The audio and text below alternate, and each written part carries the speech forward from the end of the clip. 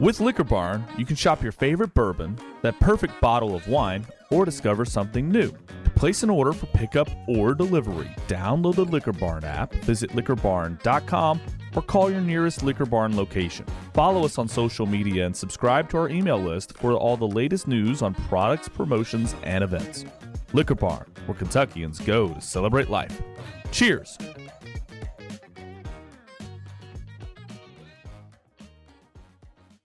We're all familiar with finishing bourbon in wine barrels, but finishing in a rosé cask? Now we're venturing into uncharted territory. For Penelope Bourbon, that uncharted territory lies in the southern Rhone region of France.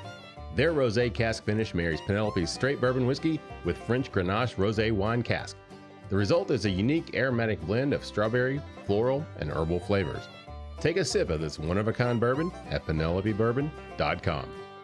Limestone Farms bourbons are like a secret portal to a world of rich flavors where high proof meets smooth satisfaction. Every barrel is meticulously crafted and blended with a specific message in mind. Experience clean delineated flavor profiles that will have you engaged from the first sip to the final drop, making your palate beg for just one more taste. Limestone Farms, bringing heritage home.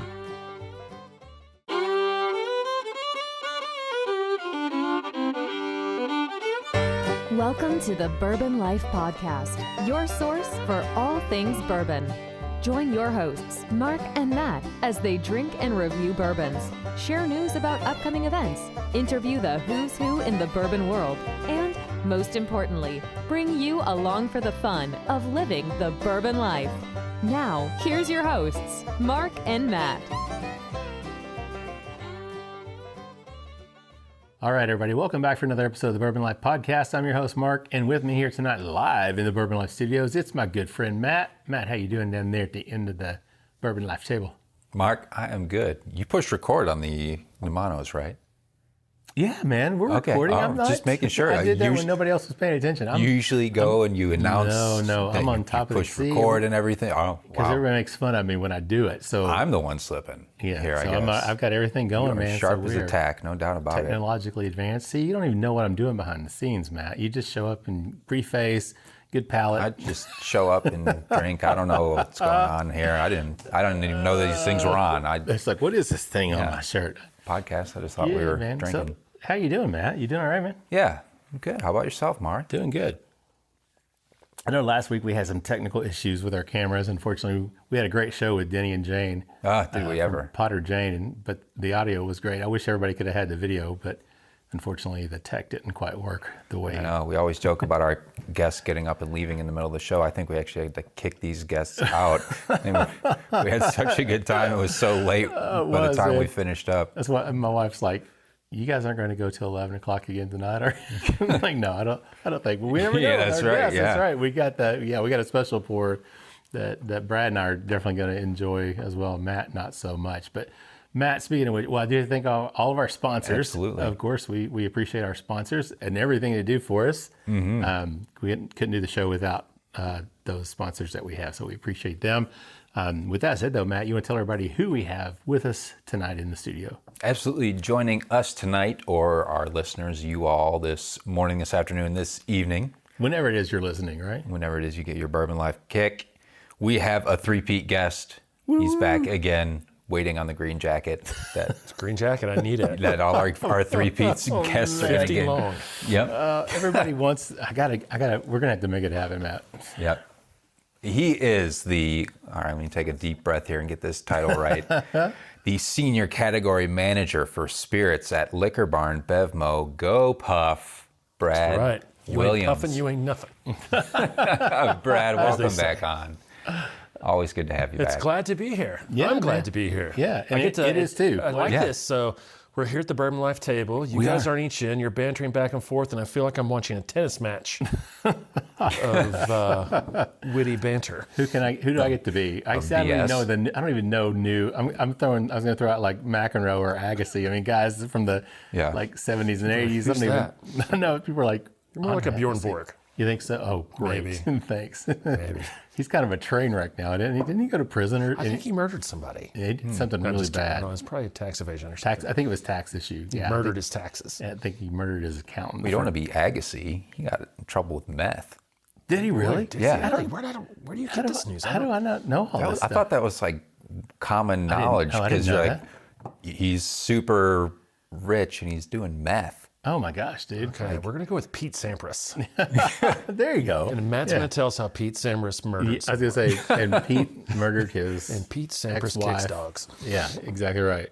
Anyway, Brad, welcome back to the show. 3-peat guest. It's good to be back. Yeah, first show we did remotely Yep. with you and Jonathan. And then we actually recorded a live show with you at Liquor Barn up here in Hamburg, which was a lot of fun. Because, that was almost a year and a half ago now. That was July of 22. Wow. I mean, that doesn't seem like it was that long ago.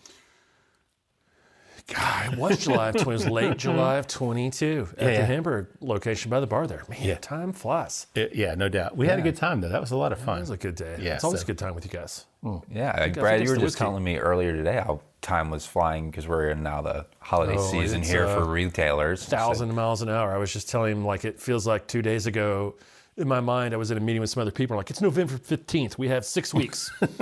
Yeah, It's like December 11th. It's Yeah. like, whoa, Like, where did a month you got go? 2 weeks till Christmas, man. It's like, Yeah, what the heck? it'll be January before you know it.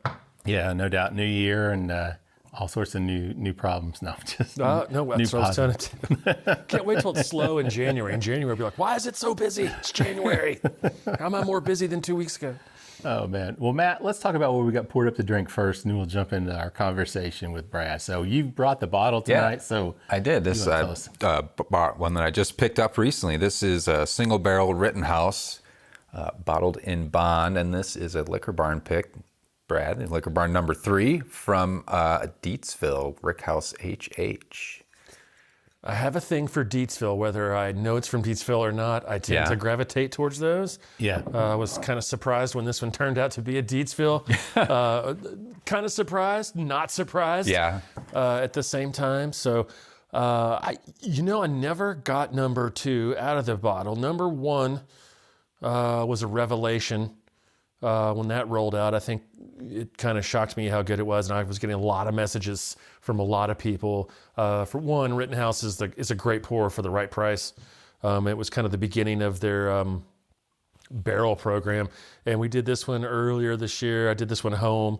Had a big night with the wife at the house. Went through 3 samples, picked this one. Did not know it was a Dietsville, but I'm not surprised. And this is a newer entrant, really, into the rye barrel picks spectrum out there. Yeah. So is this a B and E No. pick? Oh, okay. So have we talked about B&E in here? We have, because there was the Makers series, right? That you've done. some anybody B- listening out there, what's B plus E, bold plus entertaining, bold? No, no. So during the pandemic, my wife started, all the barrel picks were happening at home. She would drink bourbon a little bit here and there, and she started doing picks with me after work in the kitchen. She got pretty good, still pretty good at it, really, although she prefers tequila and white wine. But she drinks her bourbon, then I'll give her credit. So in 21 and a little bit of 22, if we had a spare day or she'd take a day off, say, hey, I'm going to Buffalo Trace, do you want to go with me? Or I'm going to Four Roses, would you like to go with me? And what we started was, or I started it, she didn't know until it happened, and now she just sort of gives me a blank stare as wives do. If we went to a barrel pick, and we did a barrel pick, we did do one at home, and she and I unanimously agree on what the best one is. Like, no question, this is the best one. It becomes a B plus E. I think we're up to 5 or 6 now. I'd have to go Nice. back. There's an Eagle Rare out there. There's a Four Roses out there. There's 2 Makers out there. There is a Monk's Road B plus C. Oh, really? Out there that she loved it. I loved it. It was really good. I love those guys out at Monk's Road. Yeah. So that's what happens. And so I see people in stores like, what does B plus E mean? When I explain it, they're like, oh my God, I had no idea. It's like, yes. So that's kind of This like, random name That's actually gotta- has something behind it. yeah, it's got to bump the secondary value up by at least a couple $100 too, right? I mean, come on. I would think so. Yeah. I know where they are. The B plus E3, I think, is a Maker's, is delicious. We did a really good B plus C, 4 roses. I think it was an OBSK. Anyway, she's good. Listen, we can do a barrel pick and she can write a number down on a piece of paper and turn it over. And at the end, she'll be like, which one did Brad pick? And she'll pick it up and be like, number 3. And I'll be like, son of a bitch, I did pick number 3. She knows you. She knows You don't know me. You think you know me? We've been married for a million years. You don't know my life. So she'll pick out what she likes. She'll pick out what she thinks I like. And then occasionally those lines cross. Yeah. And that becomes a B plus C. How fun, man. That's awesome. She's a good one. I'm glad she decided to keep me. Keep you, yeah. I get it, man. I feel the same way with mine. So, yeah. Matt, what do you pick up on the nose on this one? I really like the nose. It's good and creamy, like nice nougat, vanilla, kind of toasted sugar.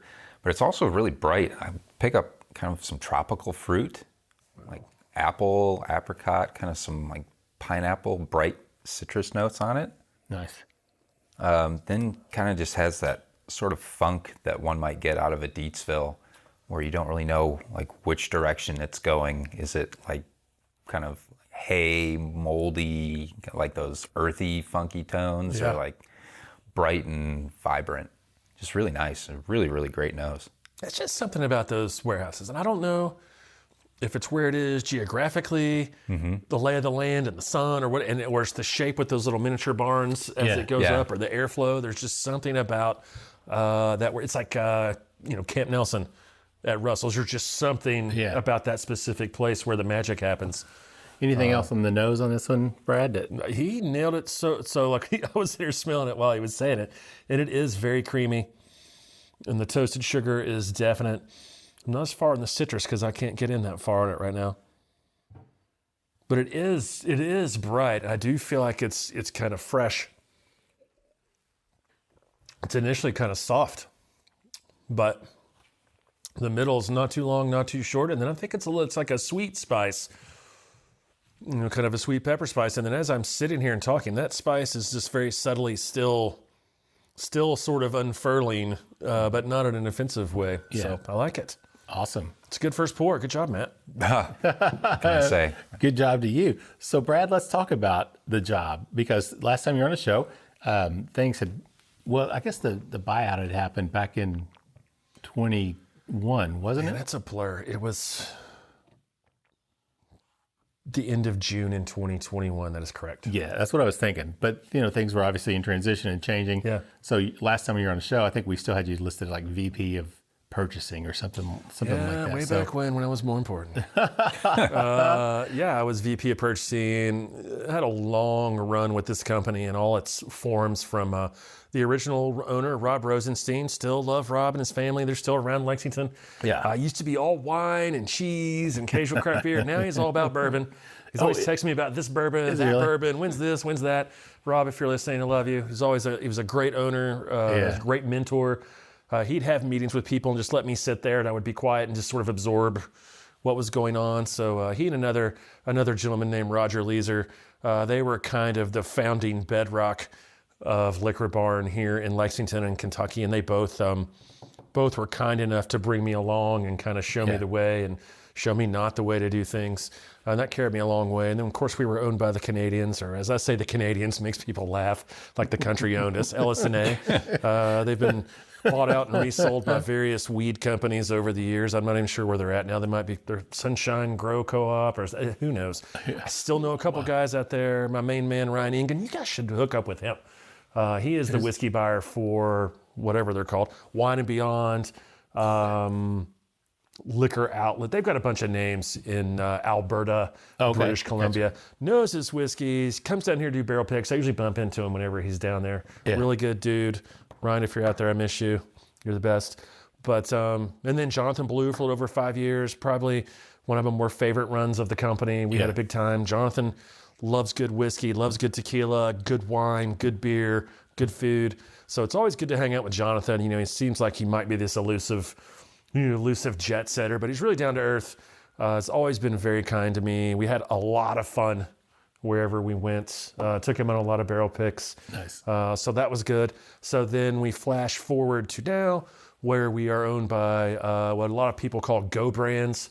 This company called GoPuff. They own Liquor Barn. They own BevMo in 3 states out west, Warehouse Wine and Spirits in New York City. They have 4 stores in Colorado, 1 in Boston, several in Florida. Like, they're all over the place. I don't know how many licenses they have anymore. At one point, it was almost 500. Oh, wow. Between brick and mortar stores, GoPuff delivery sites, GoPuff walk-in sites. So while it seems like occasionally here in Kentucky, people are like, I've never heard of that. Is it a weed company? No, it's not. GoPuff. You should all have shirts that say GoPuff, not a weed Not company. a weed company. Yeah. Or hats, not a weed company. No, Mom, it's not weed. They're not selling weed yet. But Yet. so, they do have a great name for it if they did. oh, but it's no never, doubt. you know what? I mean- It's never come up, and it's kind of one of the more surprising things. Is people are like, no, they have nothing to do with that right now. Interesting. So, you know, they bought Liquor Barn. They've left a lot of us alone and left us in place. At one point, they had some plans for us to sort of get into little silos of spirits, and I would do all aged spirits in barrels for everything. We've had a little bit of slowdown with kind of systems integration, so it still hasn't really happened to where somebody in California can see what's going on here and somebody here can see what's going on in New York. So I am still doing just about everything in spirits for Kentucky. And then I am selecting barrels for BevMo out west, Warehouse Wine and Spirits in New York City, GoPuff in Florida, GoPuff in Colorado. So if there's a barrel, they either send me the samples or I go and do it. One reason is I've done it for 15 years or something, maybe too long, according to some people. But you know what? I still get excited about it, though. I'm going to break off. I still get excited about barrel picks. It's rare that I'm bummed out about a barrel. I mean, I still am hyped up to go do a barrel somewhere, even after all this time, because, you know, it's how it always changes, and it's always something new. So that's what I focus on, essentially. Liquor Barn, Kentucky, and then sort of barrels. And then occasionally, you know, my boss, Allison, she came from Total Wine. She's the best. One of my favorite bosses ever. She won't hear this podcast, so she won't even know I said this. But she is the best. She lets me fly pretty free. And if she's not sure about an American whiskey out west or an American whiskey for New York, she might ask my opinion and say, hey, Brad, you know, what do you know about Casey Jones Double Cut?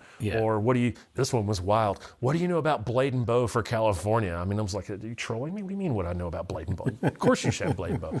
So occasionally they'll lean onto me for any sort of American whiskey advice. Or because I'm an old timer, I might have a few tricks in my toolbox, as in maybe you should call them and say this. Or maybe you should tell those guys to pound sand. So that's sort of the lay of the land. Mostly the same, slightly different. The cool thing is, I mean, because we got to go on a pick with you. We did that 1792 foolproof, which is fun because I've been fortunate enough to get to go on a few different picks, and you know, you get those picks where, well, we did one, you know, and it's just like, you know, oh my God, this is so awesome, and you know, you go and you leisurely take your time, and some of them have all these things set up like charcuterie boards, you know, and you're lingering, whatever. And we go with Brad, man, and we walk out to the warehouse, the barrels are lined up. Of course, it was like 28 degrees or something. It was a little chilly that day, but it's like, you know, we taste through them and it's like, it's great. I enjoyed watching you because like you have your system and you know exactly what you're doing, you know, and for us, for me, it was especially just cool to get to watch you do your thing. And kind of the same thing, you know, we did a pick. You guys did the pick down with Damon and Andre. Oh, yeah. Yeah. That was a fun day. Kentucky Center, right? But it's the same thing. I mean, it's like, you know, you taste through the barrels and like, you know, most of the other people down there just like having a great time and socially just sipping. It's like, oh, this one's so nice. And Brad's just like, okay, and like go to the next one. So, I mean, it happens. Sometimes it's fun like that and you start losing people like toddlers or like cats or something. Like, no, focus. No doubt. Somebody's like, let's move on to number 4. It's like, I'm pretty sure half the people here haven't tried number 3. So, you know, like, no, and so I think what happened then, we would start calling people out. Mark, what did you think about this? You know, Jeremy, what did you think about this? It's about the only way to do it. The bigger the crowd, the harder it is. Even in that setting, I find 3 is the perfect number. It's a magic number. It is the magic number. Should we sing that song? It is. No. It is the magic number. Matt, Jack Johnson's going to come out of a closet with a guitar in a second. But that would be awesome. But it's an odd number. it's a little more intimate and easy for 3 people to talk to each other and go back and forth. And you get into like 5 and 6 and 7 and 8 people, and even if they're voting and doing, it just seems to take it to a whole nother level. Yeah. So I like 3. Well, that makes sense. And then obviously you don't have a tie, right? I mean, you're going to have occasionally. I will pull rank and be like, no, it's 2.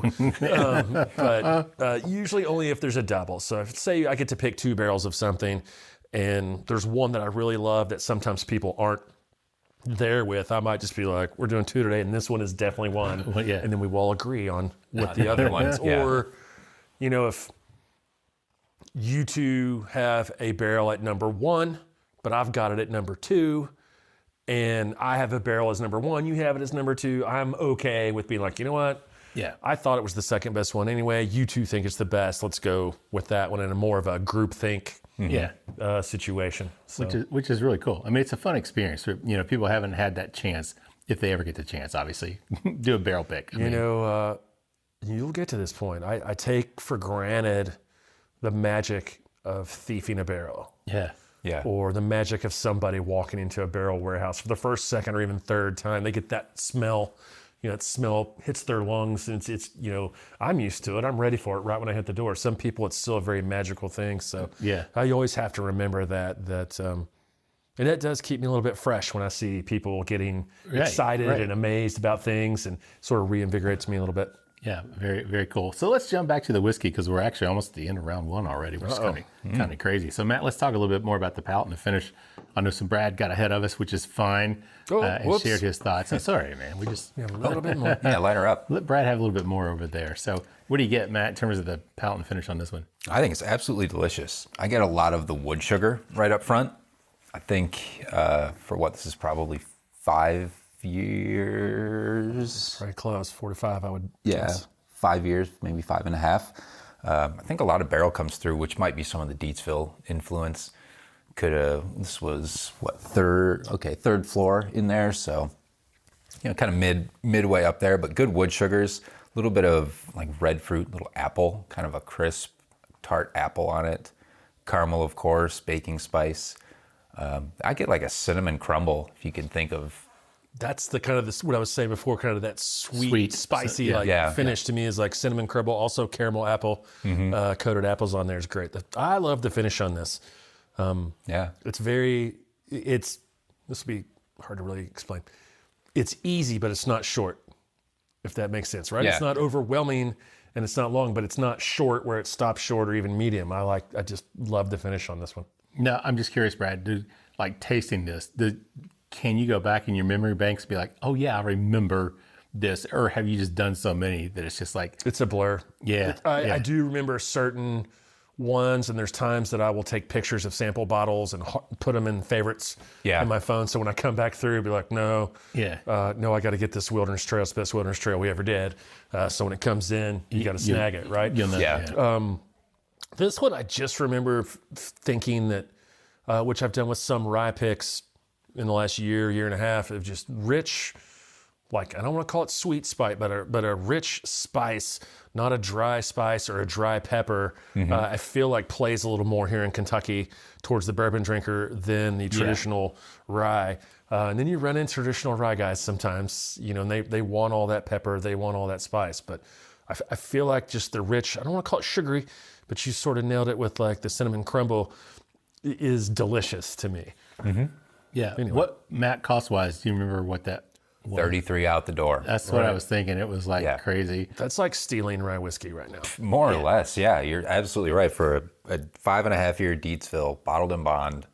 Yeah, you're not going to beat barrel, that, right? No. I mean, anywhere. That's crazy.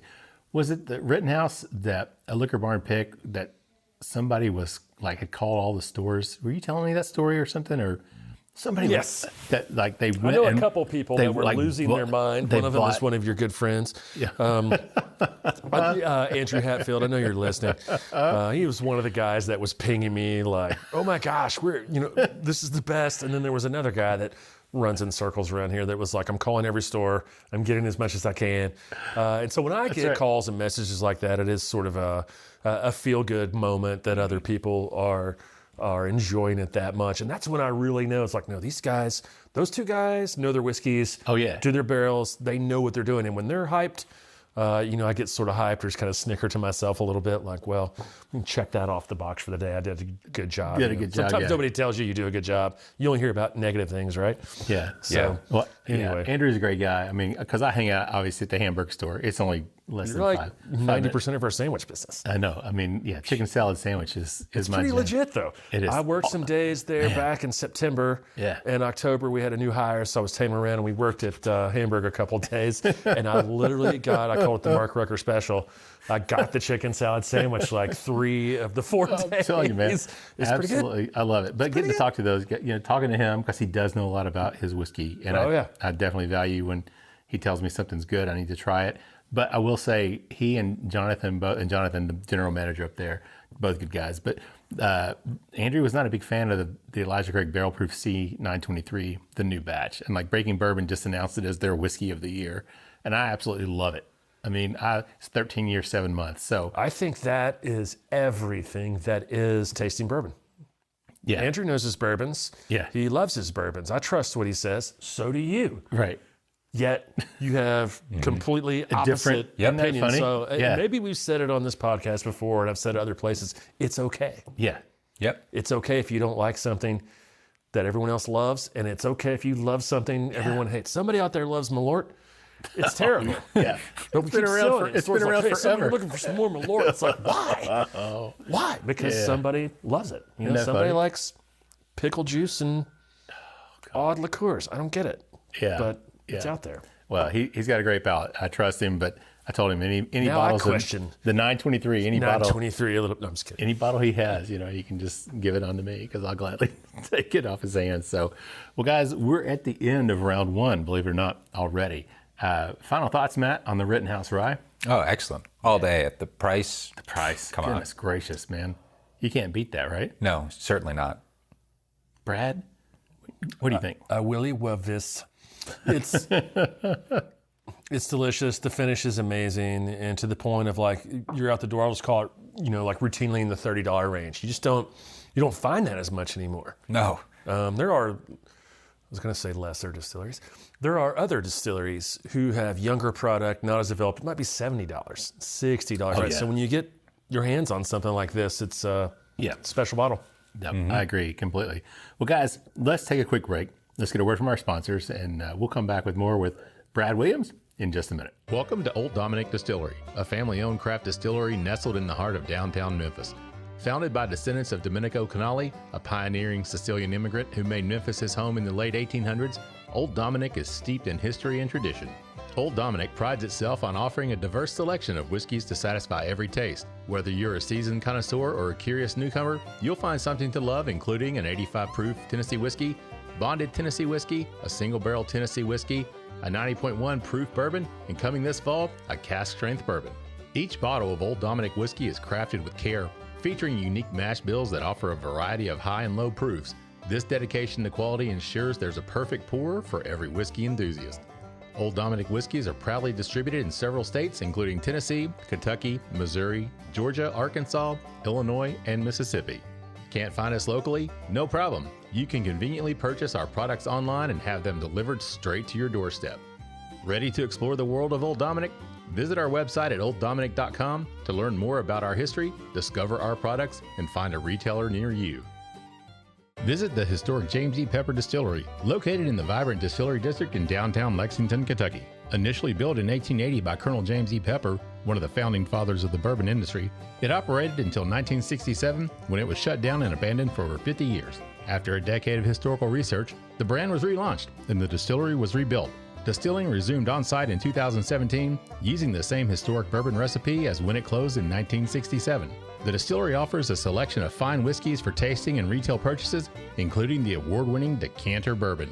Intimate guided tours include time in the museum, an up-close look at the grain-to-glass process, and a complimentary tasting. Stop by for an old-fashioned cocktail and see why TripAdvisor ranks the Pepper Distillery as the 3rd best distillery in Kentucky and the #1 attraction in Lexington.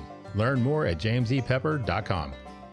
All right, everybody, welcome back for the second round of the Bourbon Life Podcast. I'm your host, Mark, and with me here live tonight in the Bourbon Life Studios, Matt. This is like our third or fourth week in a row, I think, around the table here. This is kind of crazy, right? And we've got another one scheduled for our next show, too. I don't even know what a computer looks like anymore. It's like I'm going to forget how to use Squadcast and do these remote shows. We're just going to tell everybody, just come to the basement.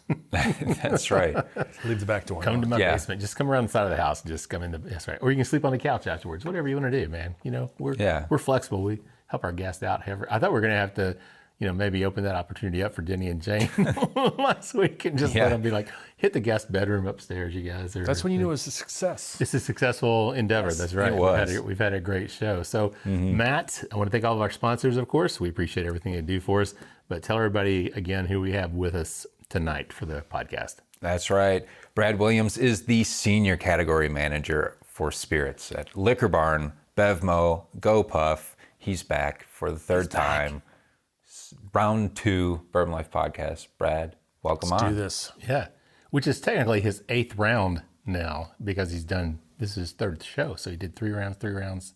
Yeah, right. Round number 8. I get another jacket for 8 rounds? You get one jacket, maybe it's a hat. Oh, God. That's so funny, though, because, Pursuit, you'd log into there, you do it all online, right? And it's like, oh, where can we send your free T-shirt? I'm like, because I was on a show, and I'm like, oh, damn, they give people free T-shirts. I'm like, I'm wearing mine right now. No, Bourbon. I no kidding. I wear my Bourbon Pursuit T-shirt I wear it under my fleece. Guys are great. I don't show it off or anything, but I wear it all the time. Hell, they're great guys. I mean, I'm thrilled for them. And they're like a picture of me shopping somewhere else. Yeah, exactly right. Yeah. Shopping at that place? There you go. Yeah, another box store. No, can't do that. But we are happy to have you back with us. It's funny that second week in a row that we've had 3-peat guests on, and everybody wants a jacket. So we're going to have to step up our game and figure out some rewards and, show our appreciation for our guests. It's a commemorative Glencairn. There you go. Or a commemorative taster. Yeah, third timer. Says 3-peat. Yeah, 3-peat. That'd be great. We could do that. Good idea, Brad.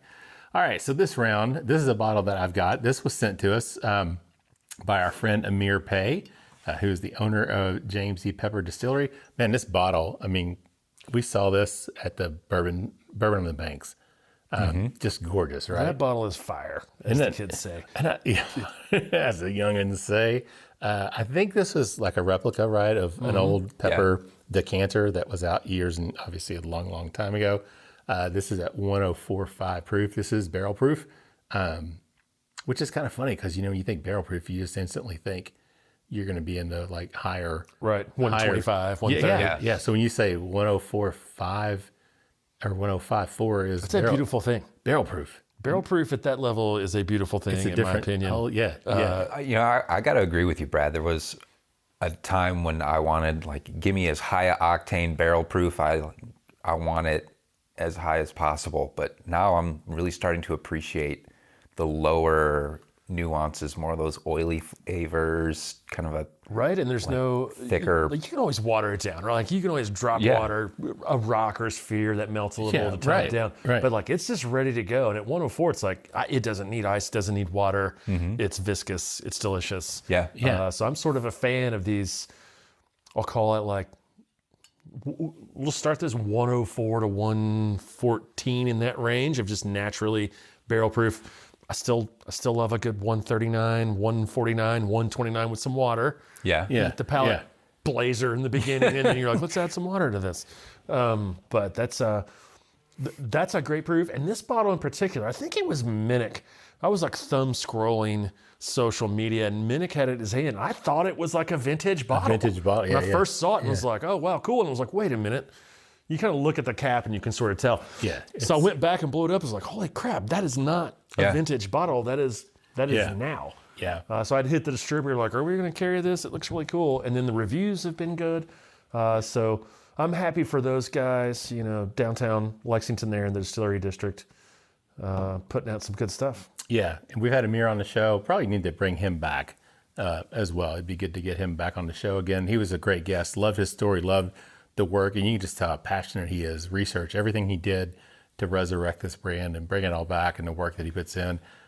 He was kind enough to reach out to me a couple months ago and said, hey, we'd love to send you guys this bottle. And I'm like, sure. Well, Yes, please. yeah, because we got to taste it at Bourbon on the Banks, and our buddy Chad was there. And the first thing he said, when I saw him, and like we walked right in, and Chad's like, man, Pepper's got this great barrel proof. You got to go down and buy as many bottles as you possibly can. I'm like, Chad. all right, Chad, I'll see what I could do, man. I love the excitement. He was very excited about it. So I was thrilled to get this bottle. Matt, what do you pick up on the nose on this one, man? I don't know about the age. It doesn't say on it, does it? It does not. And I don't think I got any type of info with this as well. So I can't really tell you a whole lot, unfortunately, about it. It has kind of like a new age dusty nose on it. Gotcha. Which maybe I'm just associating with that old style decanter bottle, and now It's all got of a sudden it's got in your head, yeah, hasn't I'm thinking that. But it has like the good caramels, kind of a like peanut, like a brittle, maybe not a peanut brittle, but some sort of like a nutty. Yeah, it's not full-blown Dark, peanut yeah, butter. like not like Jim Beam, Yeah. peanut butter, but there's like some sort of a It's like a, not peanut butter, almost, maybe it's like peanut nougat, like a chocolate bar that's got like peanuts in it. Snickers type or something, but like good. It's balanced out too. I think some of the oak comes through and plays. There's like just a touch of cherry on it, almost like a little, kind of like the wheat bread, wheat toast kind of dough It's aroma. like soft dough. Yeah. It's like a malt. in it as well. Just like really nice, pretty complex, beautiful color too. Like, Yeah, it really is. I wish I knew the age on it. but Yeah. I really nice color in the glass. Matt, do you remember what the story is on their, I know they're distilling, but are they distilling enough that they would actually have this, or you think this is sourced? I think this is actually all theirs. Their I want to stuff, say, right? and Okay. I don't. I can't remember what the. I really wish no one was going to quote me on this, but I want to say it might even be a 4-grain. Oh, okay. All right. It might be corn, wheat, Wheat, rye, rye, and barley. Gotcha. I just can't remember, and I hate to say that. Like I said, there wasn't an info sheet. I almost get like a maple syrup type of sweetness. There's a sweetness aroma. coming through as it sits and opens up in the glass You more. said, did you say cherry? A little. Yeah, of cherry. to me, little- there's kind of like cherry, like a jam, Yeah. like almost like a fig or a Definitely. like date kind of jam Yeah. on opening up with it. Yeah, so it says distilled at the historic James E. Pepper Distillery, Lexington, Kentucky. Yeah, And good then call. So what I thought. their own Bottled. juice. At first, I saw it just says bottled in the back. I was like, oh, here we go. But it's distilled in the front, which is, they didn't put it right on the front. Distinct Nice. blend of unique bourbon whiskeys. This is tasty. Yeah, it really is. I agree, man. Like I said, I'm thrilled that he sent this to us, and It's reasonably priced too. yeah, I can't remember what the price on. 65. I was thinking it think. was like in I that think $60. under 70. Yeah, I think it was in And that range. For a bottle in which I would absolutely reuse the bottle Oh yeah, definitely as a reuse that. like decanter or something. You wouldn't believe how often the guys at the stores get this question. I get text messages, social media messages that is this question: what is a good bottle I can buy and drink and then reuse as a decanter? Really? So to your point, this is it. Yeah. It's a great one. Yeah, the IW Harpers. Yep. Those Oh squared yeah, off. yeah, the like the really boss. old, or of course old. Well, you can't find old fits anymore. Yeah, the old Fitz was like kind of the first one you would think. My day. Yeah, my Yeah. day. I could walk into the store and find those on the shelf all the time. So, Brad, let's talk. You were talking about the barrel picks. Obviously, very important to the brand, to the stores. I mean, single barrels are obviously kind of I don't want to say lifeblood, but I mean it's a big part of what the store offers. Correct? I think so. Way back when it was under Rob Rosenstein, we always called them separators. And that's why we started doing them, mid 2000, closer to 2010. In the early days of the Canadians, I was allowed to just fly free and do all the ones I wanted because it was like, hey, nobody's doing these. Benny's and a few places were doing them in volume. But it's always been a separator. To this day, it's really a separator. There's a lot of people out there that, I only get single barrel picks from this place, and I only get single barrel picks from this place. Yeah, and I right, get right. it. It is, you find somebody that you feel like has found your palate, and you go there and you buy it, whether it's a bar or a restaurant or a retailer, or you're traveling to somewhere on vacation and you see a bottle, or you're at a restaurant or a bar, you see a bottle, you instantly want to try it. So it still has that cachet. It's just not as new as it used to be. And I think everybody went crazy over barrel picks for years. And I think there has been, regrettably, there is a bit of a slowdown once you get past those whales. Right. And listen, a barrel of Willet, Weller, I could name off the usual suspects, Elijah Craig Barrel Proof. Those things are still going to come in and go right out the door. Right. They just are. And then there is another tier that does pretty well. And then there's a third tier of more craft-centric brands that people might not know as well from other states or even within our own state. And you get them, and what I see is, they will sell half of it pretty quick. Yeah. And then the next quarter of it goes okay. And then the last quarter just seems to sort of hang around. And then at some point I've learned, I start looking and be like, okay, I need to move this one from point A to point B because point B has been sold out for 2 or 3 months and point A has had this long enough. Right. It's Right. And so to back up on that comment, one thing we try to do, I'm sure somebody's listening is going, BS, they don't do that, is when we get barrel picks and sometimes limited release things, if there's enough to go to every store, we send it to every store. Yeah. Yeah. I have a theory, and it's been proven true a few times. It's the field of dreams. It's the field of drams. Somebody trademark it. Has that already been trademarked? Somebody already used that? We're going to work on that. Field of Yeah, drams. there you go. If you drink it, they will come. We've had a couple of stores that were known for more, malt liquor and cognac and different things. It's like we began, or I did, planting barrel picks in there, planting limited release items in there, planting some things in there that, nobody expects to find. And you guys know the bourbon community. They will find it. Oh, yeah. And once they find it, and if I keep doing it, Oh, yeah. the store on Market Street in Louisville or Versailles Road in Lexington, they're going to start looking because guess what? We only got X cases of Sazerac Rye, and I dropped one in Versailles Road. Or we only got 2 cases of Blanton's 50 ml, and I put one of them in North Broadway in Lexington. Yeah. Because those guys go around, and if they go in there, they're going to find out that there is stuff in there for them, Right. more than they think, because we're going to keep a pretty good bourbon set and increasingly a good tequila set in there. And the hope is you're like, hey, they didn't have Elijah Craig Barrel Proof that day, but I am going to get a Snickers bar, and I do need a 6-pack of West 6, so I'm going to grab that while I'm here. Yeah. And it is a way to sort of build our smaller store neighborhood business up to get some of these hunter-gatherer guys there. And so it is, and again, we were talking about this during the break.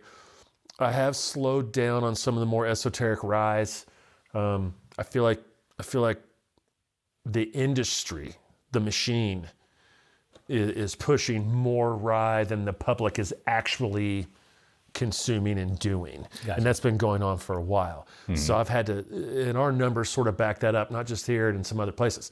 So I'm not saying we don't do rye. I'm not doing rye barrels or rye this or rye that. It just is not maybe at the level that suppliers big and small are pushing. So I've gotten a little conservative there. American rum barrels. We've done a few. They're super tasty, but at least here in Kentucky, unless, somebody like Matt or me, or we were talking about Andrew Hatfield earlier, unless they're standing there hand selling that rum barrel, it's just a hard sell for a random guy to come in looking for a really good bourbon barrel, or even an LTO or something to be like, I do want this American rum barrel from Texas, even though it's got a good score or it sounds. So I've gotten a little conservative there. Malt, we talked about this. American malt is the new wave. We've done some Balcones. We did a 10 cup we were talking about, which again, they brought the sample. I said, no, I'm not going to do it. And we were doing some tequila and they brought the samples anyway.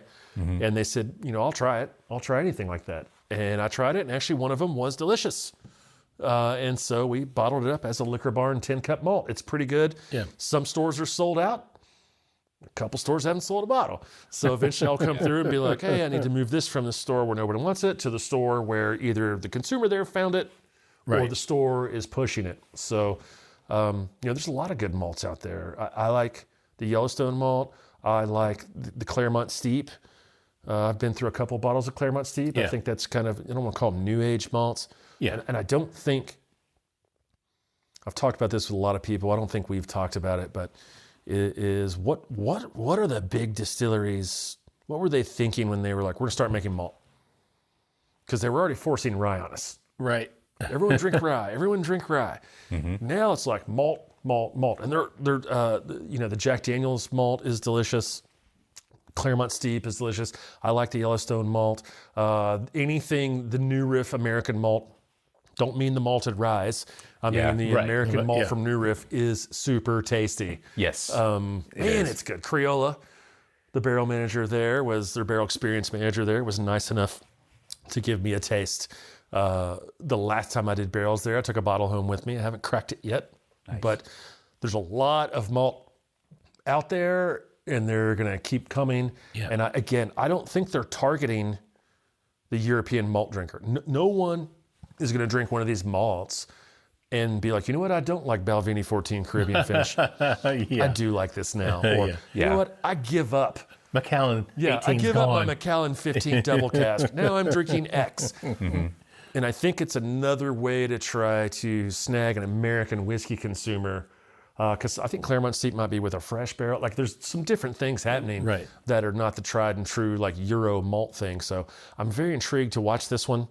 And again, it's like a third splinter of like everybody be like, don't drink bourbon and don't drink rye. Now drink these malts. Where does it all end up? Is it softened bourbon? Is rye kind of flatline because people start liking malt better? It's a very intriguing proposition, and we're in the middle of it. We just don't even know it yet. Yeah, it's coming. I think it's really interesting, Brad, because when we talk barrel picks, especially on this show, people instantly think, oh, bourbon or rye. At the Rittenhouse that we did, but like you said, I mean, there's so many other barrel picks that you actually do or you can do and you have done, which is kind of crazy. You talked a little bit about slowing down on some of them. I mean, the barrel picks overall, do you see that process slowing down, or what do you see? So sort of my own internal rule, and as I've always, and fortunately for me, every entity of Liquor Barn has allowed me to sort of have this freedom.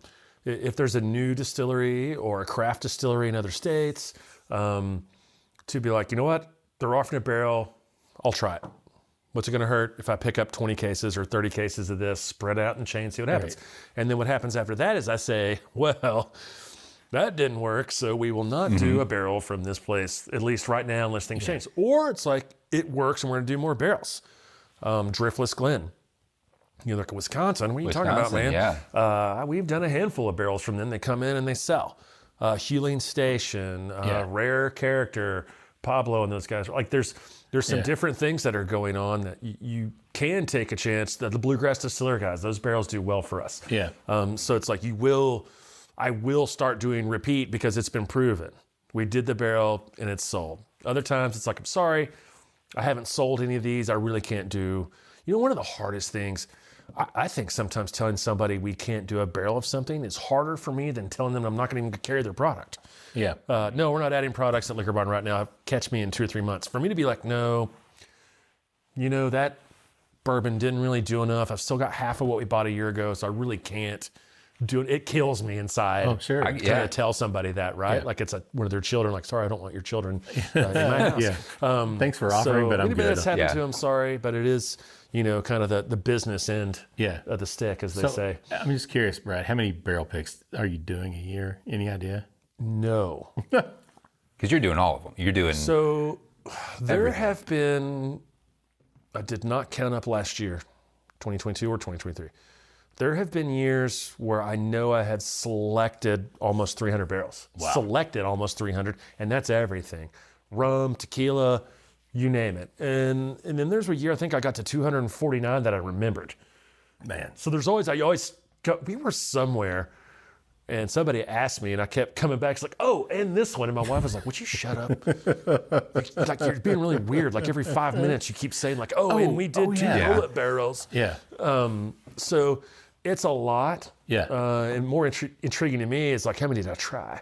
Yeah. And so I use a generic rule of like, for every one selected, there were probably 3 that you tried. Sometimes it's more, occasionally it's 2. I was gonna say, Three's a round number. So There's times where like, I bet I tried 1,000 barrels last year. God, I mean, that's crazy. And man. then so, to your point, adding in BevMo GoPuff world has exponentially increased that number. Yeah.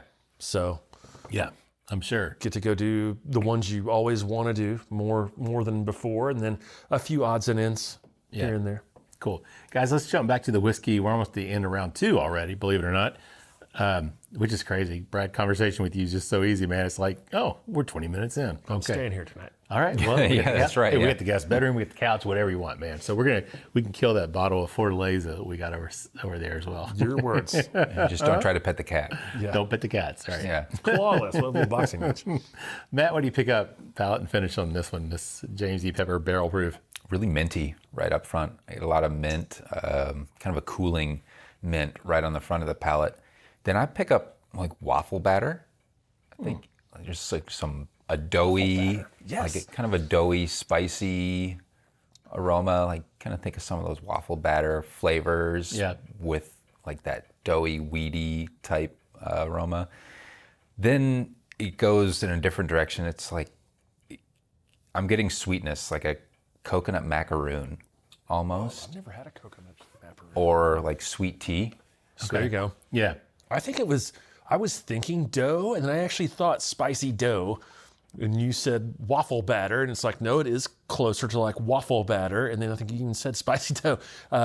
It's delicious. It's we were talking about how rich the Rittenhouse was. I think this one has that beat and a very rich flavor. It's got the standard caramel and oak, but it is sort of sweet. I can't put my finger quite on it yet. Yeah.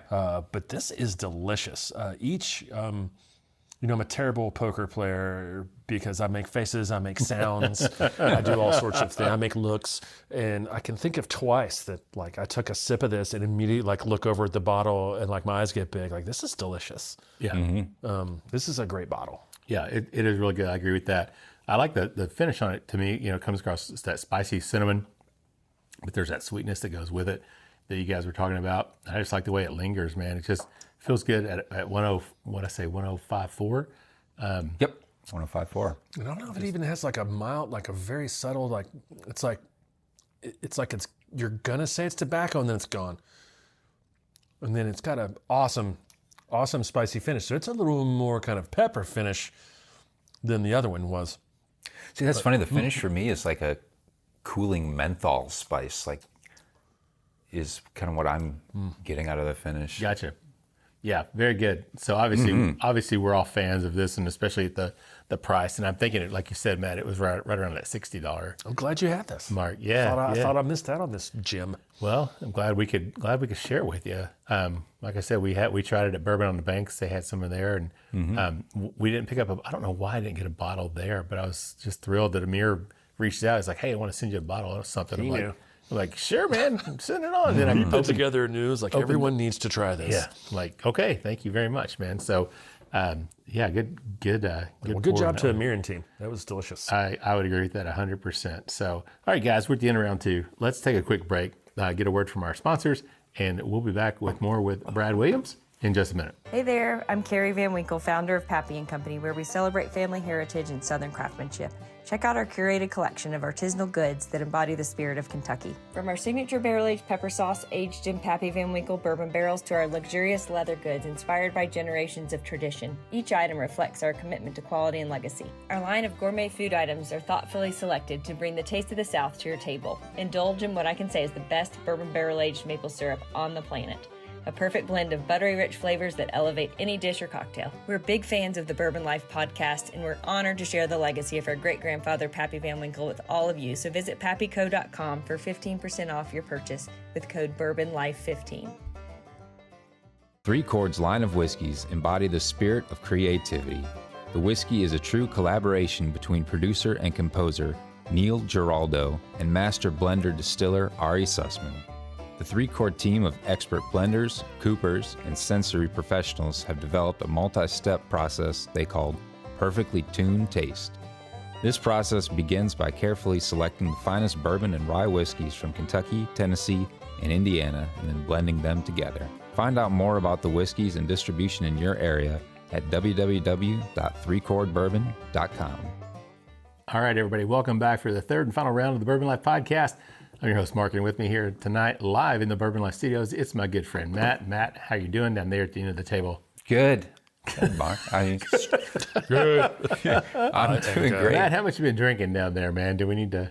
No, I think I will be able to make it home. I don't need the cat or the couch. Yeah, either, okay. so. All right, man. I'm already parked there. So. Brad, I'm a good Brad. snuggler, though, man. There you go. Very Get warm. all snuggled up. You got to be better than Leo, though. I can turn the fireplace on. It'll be nice and cozy down here, man. Oh, yeah. Because you'd be sitting. You got about, well, between this and the closets in the back room, you got about 500 or 600 bottles of whiskey to How romantic. choose from. Yeah, man. You have That's very kind of you to offer all this whiskey to us. what can I say, man? I'm happy to do it, Brad.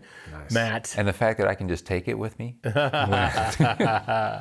Yeah, no, maybe not that much, but all right. You want to tell everybody who we have with us, as if they don't already know? Absolutely back for his 9th round segment or whatever you want to call it of the Bourbon Life Podcast is Brad Williams, the Senior Category Manager for Spirits at Liquor Barn, BevMo, GoPuff. Brad, welcome on back again. Glad to be here for round 9. Glad you stuck around, Yeah. man. We appreciate Do that. this. Let's do it. Hey, this round, I got something poured up.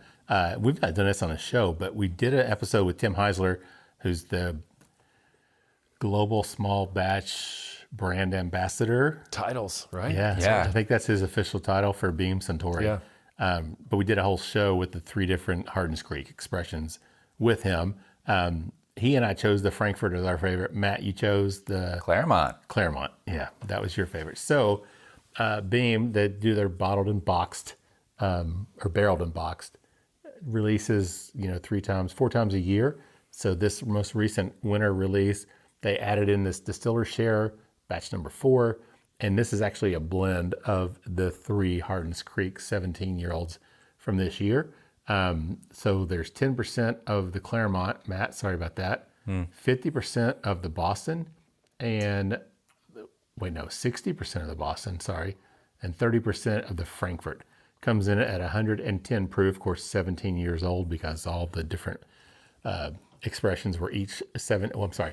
They don't focus on the years. They focus 204 months, right? 294. 294. That's not 17 years. That's like 25, 30 years or something. Was it 204? I think it's 204. What are you going to do? You'll never have a calculator handy. One day I will have a phone. One day I'm going to have a damn calculator on my phone. It's got to be, because 12 times 12 would be 240. 12. Oh, no, 294 is 24 and a half years. 17, 12, 204. Yeah. Yeah, in my freaking face. Don't mess with the math. Did I tell you I was on a math team when I was in middle Yeah, school? but you just went over and drank your buddy's that was old dad's math. old crow. Old math. That's That's right. not the new math. That's before they changed the That was in stream math. cursive. I can't read that math anyway. That was in cursive. We used to do math in cursive. Sorry, millennials and Gen Zers. I don't know how to use an abacus. We used to use math and cursive. Yes. That's right. So this is the release, the blend of all 3 that Freddie put together. I was thrilled. I didn't know this was coming out with the barrel and boxed. So I was really happy to get this. Matt, always throwing it to you, man. What do you pick up on this one? The nose on this is subtle. I was going to say tight. Yeah, it's like nothing's jumping out really, which I was kind of expecting a little more, but Brad, tight is a really good way to put it. I think it's going to take me a second or two. Let it open up a little bit. With this one to really pick out a lot of flavors, where sometimes with a younger whiskey, you'll get some things that really jump out more than others. But I think with an older, really well done whiskey, a lot of times what you're picking up is what you're not picking up, which would be like outlying flavors or things that are a little too prominent. So I'm going to need another second with this. Sure, no problem. Brad, is anything standing out to you other than it's tight? It's tight.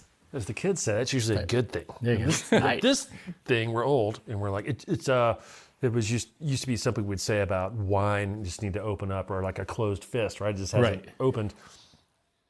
And it's coming along very slowly, but maybe it was all the I'm getting neck right out of pour. the gate here is like subtle oak, Just a little oak. and it's more tannic and woody than it is like sweet. Maybe some a little bit of like powdered chocolate or like a chocolatey thing in there, very subtle. See, I don't smell tannicky, oaky. I smell sweetness. I mean, when I smell this, I smell like a very dark fruit. What is the proof? 110. Yeah, and so each it's got a expression little- was 110. So the blend stayed at So 110. I'm with Brad. Like, there's certainly not powering oak, but Yeah. there's barrel influence. Sure. I mean, I get the hint of that, but to me, there's still just to me, it comes across more with more of a sweetness So to like it. I've sort of found like a little pocket here, and it is sort of like sweet pipe tobacco, I can see that. like soft vanilla. Yeah. I get like hazelnut. So like with a lot of Jim Beam, peanut is really prevalent, but this Right. is certainly not that. But it still has a nutty aroma on it, but something that's not as pronounced as, say, a peanut. Yeah. And I can see where you say kind of that dusty cocoa, Brad. There's like, It's not a lot. yeah, Look at the legs on this glass. Oh yeah. Isn't that crazy? So I'm hyped about this one because as the hardened creeks have come out, we haven't gotten a ton. And usually when we don't get a ton, I will keep my hands off of it and try to leave as much of it Right. for the stores, customers, Right. the tasting bars. Like, we'll walk in and be like, I know you only got 2 bottles of this store, but I'm buying one of them. So my Hardens Creek experience is low Yeah. to no, Yeah. to zero. Did you know? So to start here yeah, is blend? amazing. Yeah. This is a solid pour. yeah. It's like opening up some of the more, like the cherry, that pipe tobacco, almost like Yeah. pecan pie would be like a subtle Yes. sweetness that I'm coming across with. But like Brad said, Like roasted pecan pie. Like, Yeah. So the nuttiness and that sweetness combined. yeah, it's coming across a little bit pie type, like that pecan pie. Certainly not overly pronounced. Is that pecan or pecan? Pecan. All right, I'm gonna throw this out there. Caramel or caramel? I'm a caramel guy. Yeah, caramel. You're a caramel. This is a big debate. I've always said caramel. I'm almost 50 years old, and I was at Braxton Brewing a few weeks ago, and I said I'll take the. It was a caramel stout, like milk stout, and he was like, "You mean caramel stout?" And I was like looking around, like, Excuse me. talking to me? Am I being suppose punked? so. What the hell? So I began asking people, and they were like, "Duh, caramel." So I was Well, like, "All right, if you're I've from that- just lived my whole life, and this is completely wrong." And then, so I even went to, I think it was, I don't know if it was the UK Alabama game. I had all 3 of my cousins, and they were all like caramel, caramel, caramel. So I was like, well, it's not from where I'm from. It's nothing regional for me here. And then slowly but surely, over time, I've been picking up some caramels. And then this is the first double caramel win. Yeah. Sorry, man. Yeah, I think I probably say both, and I hate that. But since my gut said caramel to you right You're away, in the bigger group. You're in the larger group There you go. Probably of gonna have to caramel, say. caramel, potato, tomato sayers. But I mean, is it caramel corn? Is it caramel corn? It's caramel corn. If you're from the city outside of Indianapolis, are you from Caramel, Indiana, or are you From Mount Carmel, California, but I guess that's spelled different. Carmel is Carmel, right? Carmel. So Yeah. there's no A in the middle there, which for caramel there is. So or caramel, Cara, like Louisville. All right, Caramel. listeners, put it in the comments. I know we're gonna have to, Caramel we're gonna have to versus have a debate on caramel. this. Yeah, please leave your I'm going to comments. predict about 60-40. Yeah, for Caramel. for caramel. We'll All see. right. We will see. You know, one thing we talked a little bit earlier, mentioned the Kentucky Center. We did the barrel pick, which was a lot of fun. But, you know, those guys, and I could tell because they really wanted to gauge your reaction because you guys were picking the barrel pick. Yep. And, you know, but they also wanted just to kind of see what your overall reaction was. Do you get that experience? I'm just curious. Do brands come to you and they're like, they want to know what your thoughts are? It's like, well, if Brad approves it, then it's got to be good. Yes. Okay. Damon and those guys, we've gotten close with them over the years since they first released their 6th year. And it's, there's a lot of us. You two are the same way, like now with Bourbon Life and the Pursuit guys. And there's a lot of guys out there, they want to know what you think because maybe there's time to change it or maybe there's time to swerve or do something different. But I think it is it is validating when people who drink a lot of bourbon like something. Yeah. But true. again, there might be somebody that says, "Oh, I don't like that." Just like we were talking earlier with Elijah Craig Barrel Proof. So it happens, and I do get people that call. I mean, I get people that send me labels. And like, what do you think this label looks like? Should we do this? Or this do you class? really? Oh, Okay. yeah. My wife says I'm a moron. I do too many things for free. So if you would like a free evaluation of anything, go ahead and send it to me instead of me making my own consulting company. Yeah, I was going to say, we need to set up B+E Consulting. B+E Consulting. It is, so for somebody like me, and there's various me's out there in the world, I see a ton of packaging. Yeah, right. Good, bad, indifferent, old packaging.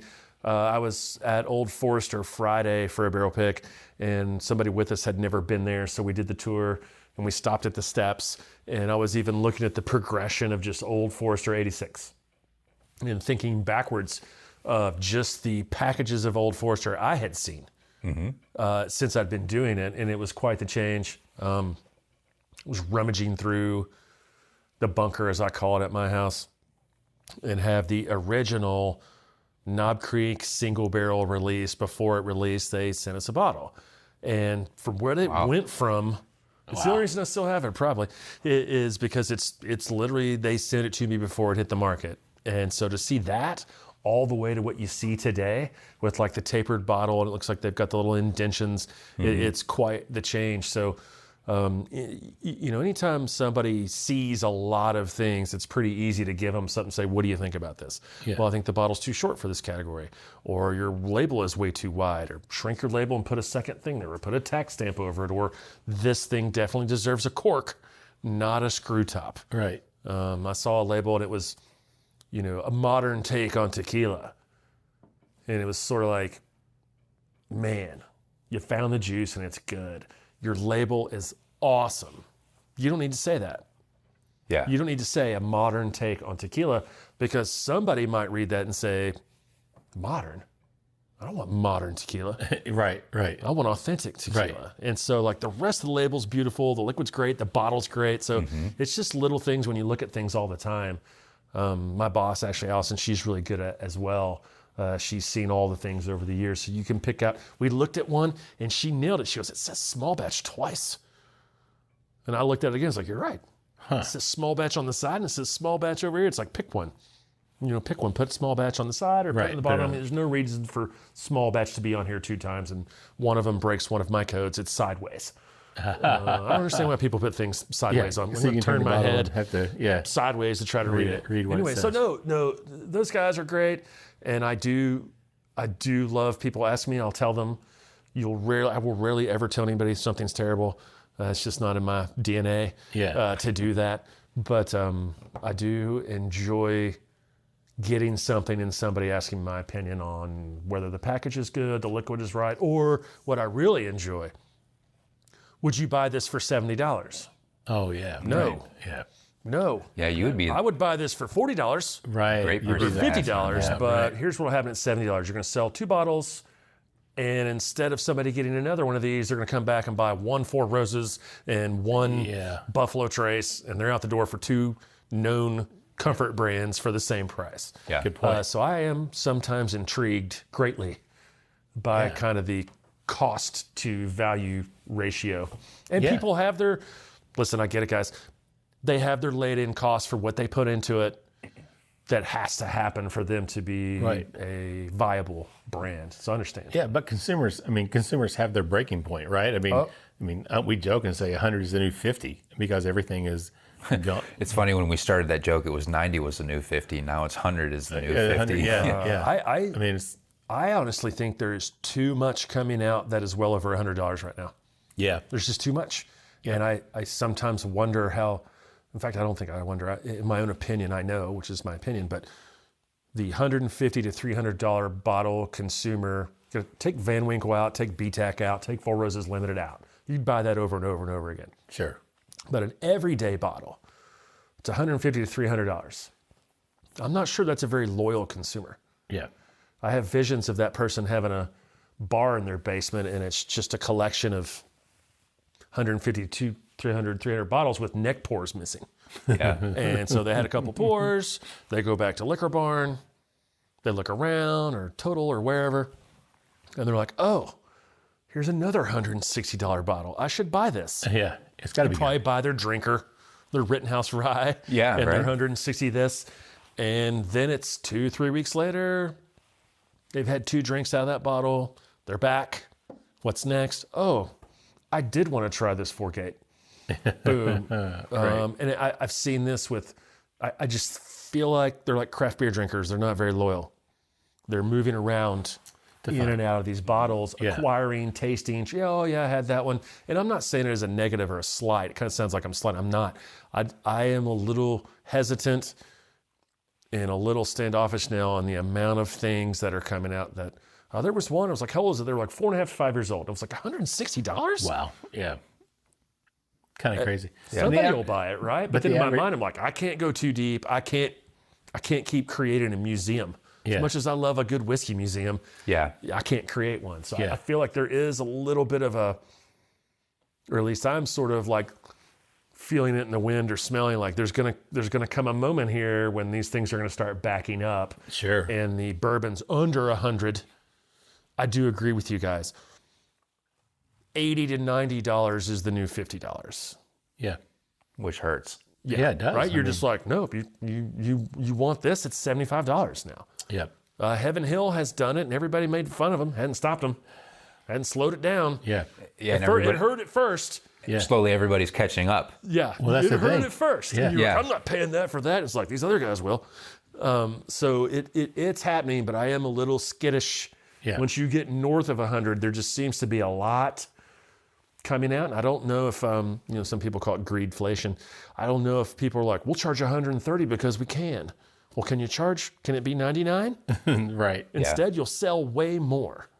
So I'm a little, like, what's the future of bourbon? I don't know if I knew that. Yeah. I may not even be on this podcast. I'll be on my island somewhere. Well, I was going to ask you, because we talked about it the last time. So, everybody says, oh, there's a bubble. There's going to be a bubble. There's going to be this. But it's like everything looks like it just continues to boom and continues to go. And I think I keep waiting on when the entry-level guys slow down. yeah. The younger guys slow down. And that's what you hear. They're all about flavors. They're not drinking as much. They're eating edibles. They're doing all these things instead of drinking. And so whenever that happens, I think is what you'll see. But people are living longer. Yeah. People are healthier. So it's like, this little thing that today might be late 20s to mid 60s could be, late 30s to 70s.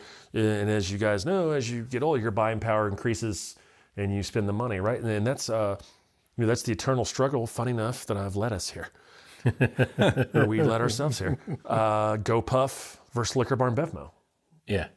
The GoPuff consumer is younger, hipper, 18 to 25, 21 to 28. The Liquor Barn BevMo consumer is really more late 20s to mid 60s. A little more change in their pocket. Yeah. They're out there looking for gifts. They'll spend $60, $70 on a whiskey. The GoPuff consumer is a little more hip and cool, a little more tech savvy.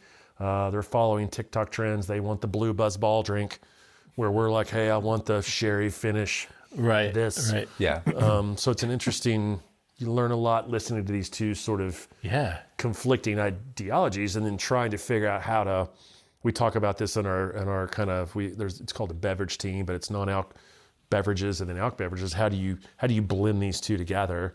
And how do you take advantage of these younger guys and gals and then try to, hope that you get them now. And then when they're 35 and they want a bottle of cellar aged Maker's Mark, you already got them. Got it. They're already your guy. So it's an interesting sort of dynamic to see. Speaking of blending things together, why don't we jump back to the whiskey? Oh yeah. Matt, has it opened up for you enough? You got a palate and finish Yeah, I think so. on that as he furiously scribbles notes scribbled some notes down here. over there. The palate for me with this, you said it was 60% Boston. Is that right? The Boston blend? Yes, Boston 60% Warehouse? Boston. Yep, 30% Frankfurt. If I remember correctly, when we had Tim on the show and we tasted through them, the Boston was a little bit more fruity, like a little more orchard fruit bright. I think I pick up that on this palate. Right up front, I get some of the orchard fruit, those apples or pears, kind of like nondescript orchard fruit. Then definitely the oak, the leather come through, the barrel, 17 years in the wood, really comes through that way. There's tobacco, but it's more like tobacco leaf almost, like not like a cherry pipe tobacco. Yeah, not like a sweetened pipe tobacco or anything, but there's some cherry or like some dark chocolate, dark red wine, current aromas or flavors on it as well. But good long finish of not overly spicy finish, not like baking spice, just a nice like warming, good bourbon finish. Yeah, It's got that hug for sure. Yeah, Brad, what do you think? I agree with everything he said. I was going to say dark fruits, but then it's like fortified dark fruits, but then you said red wine. So that's what I think, the same thing I'm getting. The one thing I would take out of this, and I got it in my first sip earlier, and still this is, I don't know if I would call it a barrel char or / smoke. It's not quite smoky, but there's just sort of this char, like, not that I taste a lot of charcoal. Not that I chew on charcoal or chew charcoal, staves, but the flavor translates into your food, so you can translate that. And it's more in the finish for me. Yeah. And it's just sort of a char quality. I don't want to call it, it's not smoky like campfire or Isla Scotch or mezcal. But I feel like sometimes that I can just taste the barrel. Yeah. I love these whiskeys that are older, just the flavors that come out of it from the maturation process. Matt, you talk about leather, a little bit of the tobacco leaf, but then also just that cherry that comes through for me. The palate, the finish just goes on and on. The color is beautiful. The legs on this thing are crazy. Yeah. It definitely is clinging to the glass in there. So I'm a big fan of this one. So really like it. So Brad, we're actually unfortunately close to the end of round 3 here. Damn it. I know, man. We can sit around and drink though for a little bit. I was saying. Yeah, you're more than welcome to, because kicked out. We didn't get to drink the Fortaleza Reposado winter blend, but we can. I'll tell you, when this podcast ends, show there will be. Yes. So my guy here, Matt, man, you gotta. Yeah. I find that you should start with añejos, but this is kind of like back in the day when you first started drinking whiskeys, and somebody was like, never turn down a Weller, like never turn down a Wax Top Willets, like never turn down Fortaleza. Yeah. It's like Ocho, Fortaleza. Like this is one of the most sought after. Okay, so Fortaleza in general, one of the most sought after tequilas there is. Blanco, Repo, Añejo. We get pittances every so often. They sell out immediately. This is the winter blend, which is like one of their LTOs. If you go to Mexico, this is called Los Abuelos, which is a rum United States, so they can't call it Los Abuelos here. Often, if you peel this label off, it might even say Los Abuelos behind it every now and then.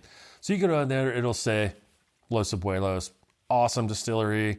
They have a bar in a cave. I'm pretty sure it's a man-made cave, but it's still a bar in a cave. It's nice.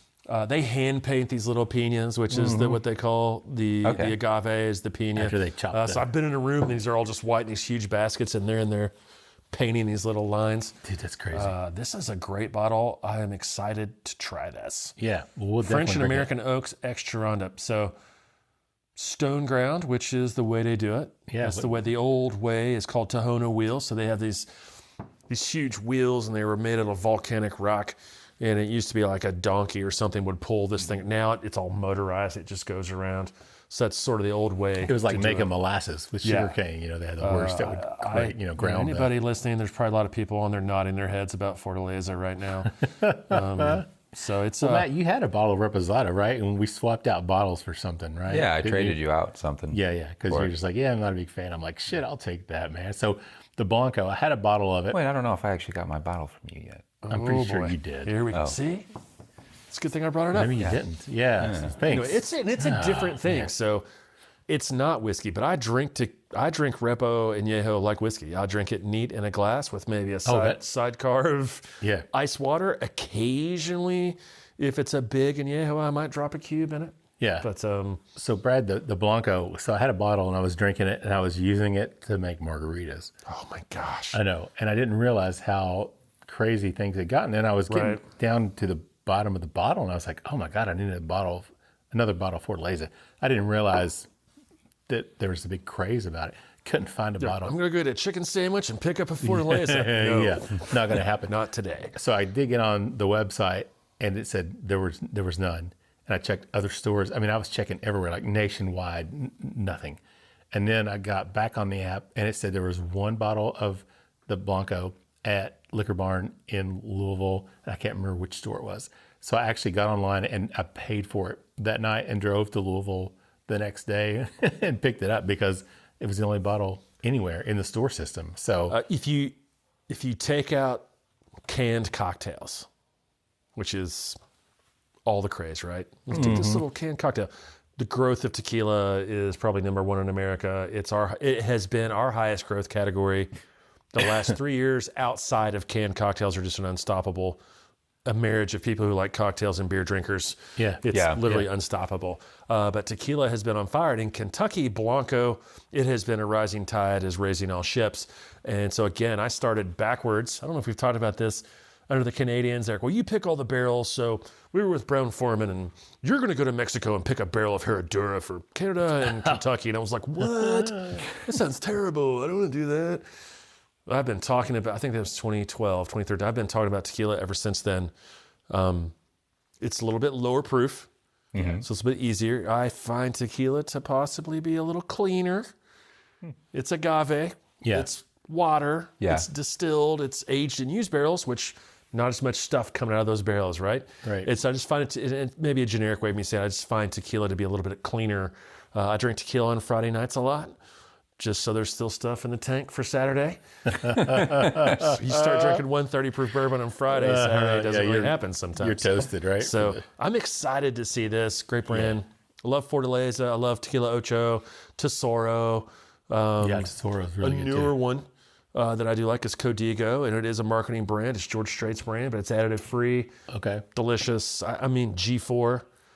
G4 is another one. If you see it, you won't see it around. It's gotten hard to get as well. Pasote. If it's made by somebody named Camarena or Salsa, it is probably amazing. Yeah. The Camarenas are like the Beams of Mexico.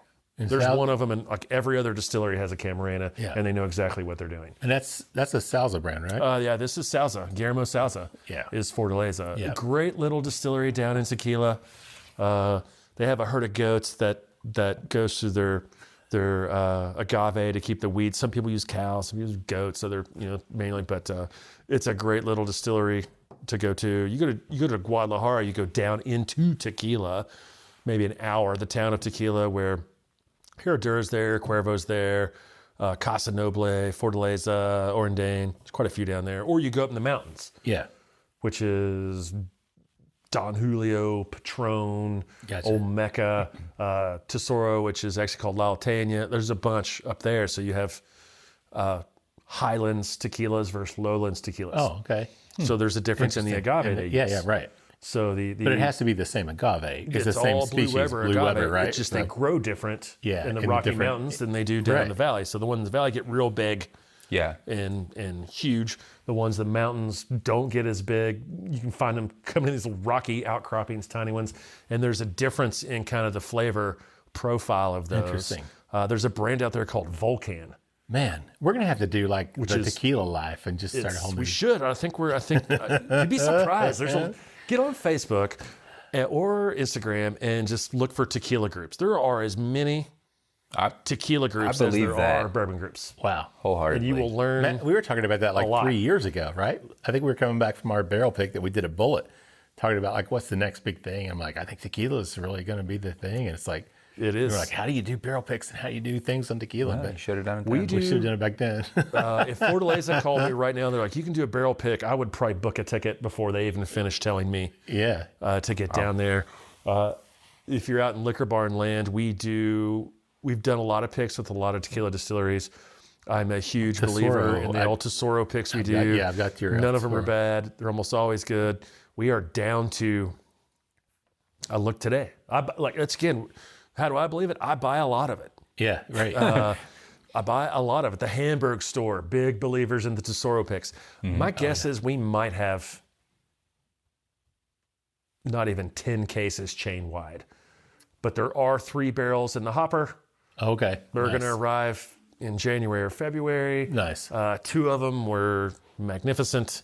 I'm super hyped. So if you all you out there, if you see an El Tesoro Liquor Barn pick, they are delicious. I've had some from some other places, not here in the States, not here in the state of Kentucky. I've had some other spots that were just as good. I'm a believer in that, but they do it right. It's a state grown, it's Carlos Camarena, state grown agave. He's got multiple it's not like we use these 2 stills for everything. They're using all these combinations of stills for Blanco, Repo, and Yeho to come to these kind of different flavor profiles. So very nice. That's my tequila rant. There you go. Well, thanks for sharing that with us. So you didn't ask. I know, but I told we brought it up, man. So we should have done an entire segment. Anyway. Next round 4, when you get the golden helmet and whatever else that we're going to give away. The golden helmet. Golden helmet? What? I've been here for 4 years and I don't even have a golden helmet. I'll work on that for you. I want it to be a football helmet that is gold. but it only gets 1 bar, like the kickers. The old punters, right? The old punters and kickers had the 1 bar. Yeah. That's so you can still drink bourbon and tequila while your helmet is on. Over or under. I'm going to work on that for you. Have the Bourbon Life logo, gold helmet. There you go. Yeah. We can do that. Yeah, we'll look great wearing those at the Kentucky Bourbon Festival next year. That'd be great. So, Brad, unfortunately, we are at the end of the show. But before we go, what's been your favorite part of this journey that you've been on? Just curious. Do you have a favorite part? The people. Cheesy answer, but it's true. Meeting all the people from the supplier side, the production side. When I say production side, I mean people at distilleries or breweries or wineries. Suppliers, a supplier that hovers over them. The distribution teams, the guys out in our stores, the customers. I can't tell you how many people I have met from bourbon releases and bourbon groups that I talk to all the time. Yeah. And my wife is like, well, who is that guy? I'm like, oh, well, you see, I met him at a bourbon event one day. And then so he found me on Instagram. So we were talking about this. And then I saw him over here. So it really, to me, it really is the people. Nice. I think the bourbon community is an amazing community. I would say the alcohol community in general, the craft beer community, the bourbon community, the wine community. I don't deal with those guys as much. But the bourbon and craft beer community, tequila community, it's just an inclusive... It's an inclusive group of people that really, it doesn't matter who you are, where you're from, what you look like. It is what are you drinking, where'd you get it, or sometimes how much was it? Right. Type stuff. And so I could say I get excited about drinking crazy things, and I do still get pretty hyped up about certain moments in bourbon or tequila. I was at a distillery that I had not really fully loved some of the picks I had done in 20 and 21. We didn't do one in 22. I went out there a month ago, and one of the picks we did was out of sight. Talked about it. The guy filled up an extra size sample for me. Brought it home, so I was making some food. My wife said, drink a bourbon with me. I said, sure, get one. Got it out of the cabinet, poured it. I drank it, was like, oh my. What is this? What did you get? And she was like, it's this. And I literally was like validated. It was like, yes. Nice. I was excited that day. I'm excited drinking this. She started drinking it with me. We split it. It was delicious. So I still, after, I guess it's been almost 15 years of picking barrels, I still get somewhat hyped up about things. So I would say that. The community, the people involved, and then just that kind of childish excitement that you can still get from some of this. What a fun job, right? To be able to get to go. I was hyped about this blend, and I don't know if you see, my eyes got real big when I saw this Fortaleza. Oh yeah, so, we're gonna definitely drink that when we're done here. And one question, gosh, I was gonna ask you during the show, real quick though, because I know listeners are gonna wonder. The releases were always fun. Lining up outside, hanging out at Liquor Barn, Matt and I used to do that. I mean, camping out overnight sometimes even. Obviously, COVID shifted things, and then releases became just, bottles set out random times, which is fun too, because you never know the possibility. So what are your thoughts on that? Is there any strategy or plan to go back to the old ways? You'll definitely see a couple of releases from us next year where people get to show up and have a big time. It has been, it's just like a lot of things in life. You do something a certain way, and that's great, and that's great, and that's great. And then you don't do it that way, or you do it slightly different, and then you're kind of like self-reflection. You're like, wait a minute. Well, why are we always doing it this way? Right. Yeah. Because this way is clearly better. And we do feel like the random drops, and for all the people nodding their head out there, I get it. Sometimes it doesn't always work out. But the random drops do allow random people to get these things. Yeah, sure. And if you don't do that, you get in these ruts of the same set of people getting the product all the time. Yep. And it was one of our operators, Tim Nunemaker, out there. I know you're listening. He said one day, he was like, Brad, he's like, we're literally just telling people when to show up. Right. Yeah. So for these certain hunters, they have no reason to come to the store because they only come when we tell them to show up. Yeah. That makes sense. And it was like a eureka moment for me, and probably him too. Yeah. That it was like, we should not just be like, sending an email to everybody about everything we're putting out. Come in next Saturday. And so what happened is we started putting things out. And we started getting messages that were like, hey, me and my two friends, we work the night shift at this hospital on this crew, and we can't get anything because when you put it out, we're never around. Right. Or I'm a teacher, or I'm a this, and I can't get there during the day, or I work weekends. So we kind of have this very particular random release way that we're like, no, we're not going to release Lexington and Louisville the same day, may not be the same time, only to make sure that various people of all walks of life and all professions can possibly show up and get one. And yes, there are the hunters who you're like, do these guys have jobs? Are they married? Do they have kids? Somehow they're in every store every day. Yeah. And you can't stop those guys. Instead of like, this guy got a bottle from 3 stores in 2 cities. It legitimately can happen. Right. Do they get intel? No, they follow the truck. Did somebody say something? Maybe. Right. But we felt like that was the best way to do it. I don't know if you'll see the campouts. A lot of liability there these days. Oh, yeah. And I do think there will be some events this coming year that we're going to try to tailor to that experience. You guys can think of one of them, for sure. Yes. But that will come back. But again, we do like the chance that random people can get random bottles, and not the same guy getting the same bottles over and over and over again. And trust me, those people are going to get them. We're going to get a message where that person got 2 bottles and here they are selling them on the secondary. We can't. If you guys should police that. It's like, if you understood what it would take to police that over the state over time. Not going to happen. It's hard. Yeah. So Brad, where can people get more information about the Liquor Barn GoPuff? Mostly Reddit. Reddit? No, I'm just kidding. If you're not on Reddit, go ahead and subscribe and get on. You can follow Liquor Barn online. You can download the app is the best way to see what's going on. Yep. Instagram, Facebook. Yeah. That's another thing, right? So GoPuff, we didn't talk about that a lot, but like GoPuff is growing in Kentucky, even though it hasn't really expanded, because it is what they call instant needs. So what's happening now is like, oh, do you want some gummy bears? And some Knob Creek? Do you want some ice cream and some Basil Hayden? Do you want a bottle of wine and a prosciutto wrapped mozzarella stick? You can do that. Yeah. So that business has been fun to watch it grow. My daughter uses it. A friend of mine the other day, she said when she travels, she goes, I don't use it here. I was like, you don't use it here? She was like, no. When I was in Miami and New York, she goes, everyone goes out. She goes, I just order a bottle of wine and some snacks to my hotel room from GoPuff. Nice. I was like, you sound like a commercial.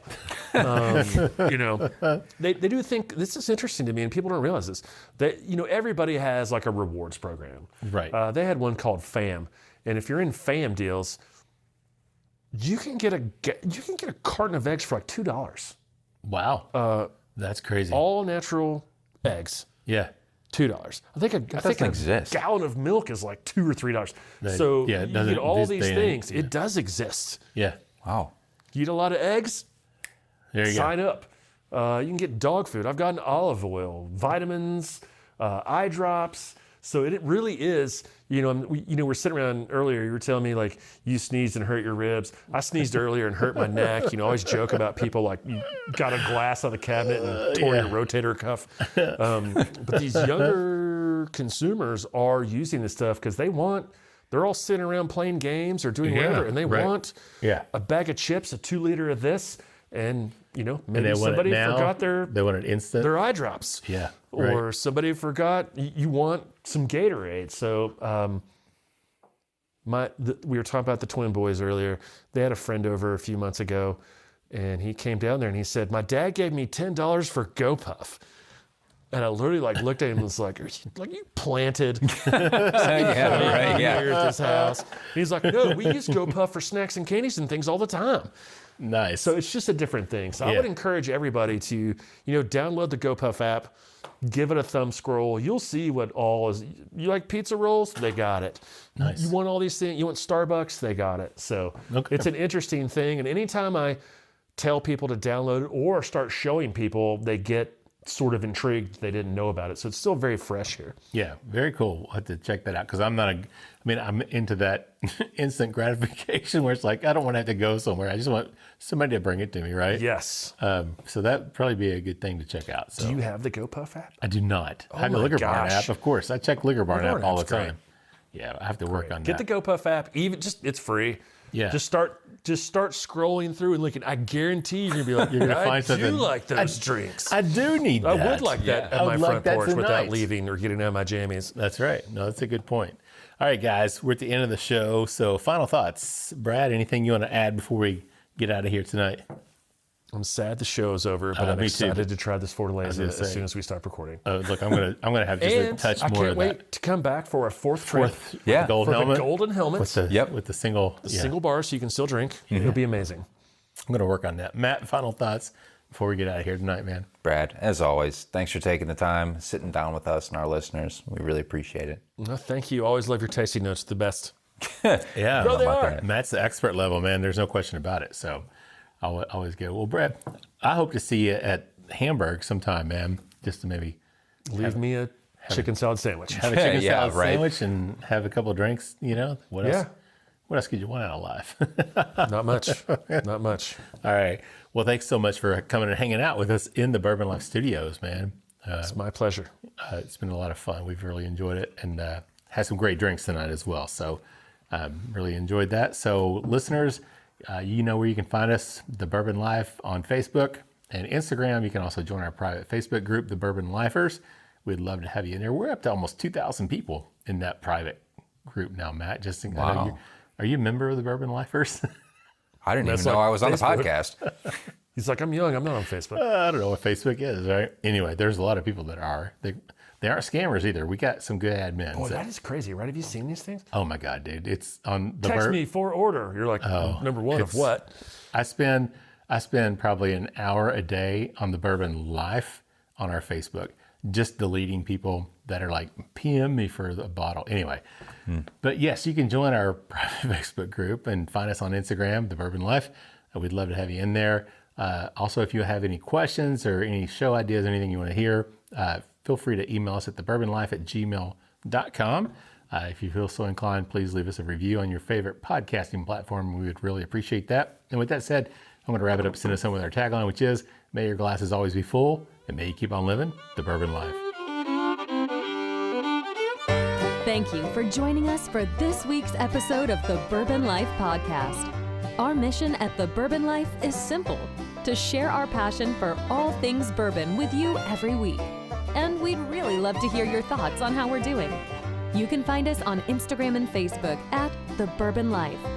You can also contact us by email at thebourbonlife@gmail.com.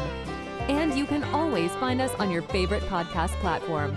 If you have a moment, we'd love it if you would rate us and give us a review. So until next week, we hope your glass is always full and that you keep on living the Bourbon Life.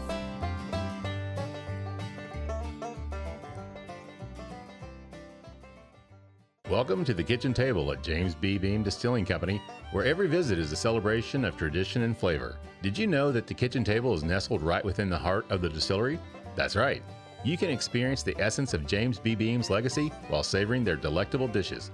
Join them every Wednesday through Sunday from 11 a.m. to 5 p.m. for a culinary journey like no other. Planning a special event? Let the kitchen table be your host, creating unforgettable memories for you and your guests. And don't miss their exclusive Behind the Beam tour and monthly Claremont Supper Club events, which will feature the 2024 Distillers share releases at the November event. For more information and reservations, visit beamdistilling.com. The kitchen table at James B. Beam Distilling Company. Come as a friend, leave as family.